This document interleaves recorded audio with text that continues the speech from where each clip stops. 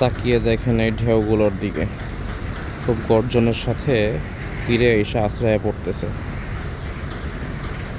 কিন্তু এটাও সত্য, আস্তে আস্তে আস্তে আস্তে ঠান্ডাও হয়ে যাইতেছে।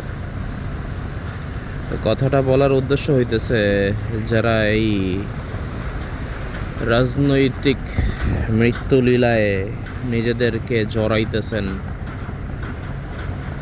অপেক্ষা করেন, সময় আসবে তাদেরকেও এই ঢেউয়ের মতো বিলীন হয়ে যেতে হবে, যেরকম একদল এখন বিলীন হয়ে আছে আর আবার গর্জনের সাথে ফিরে আসার চেষ্টা করতেছে।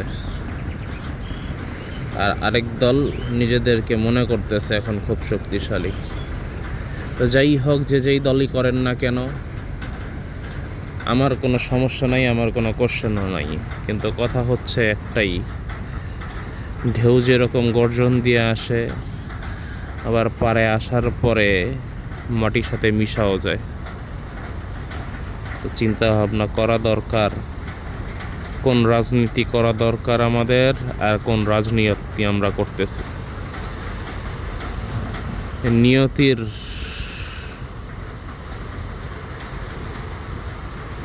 জাতাকলে নিজেদেরকে পিষা ফেলিয়েন না, কারণ নিয়তি যেরকম মানুষকে ক্ষমতাশালী বানায়, ঠিক নিয়তি মানুষকে ধ্বংসও করে দেয়।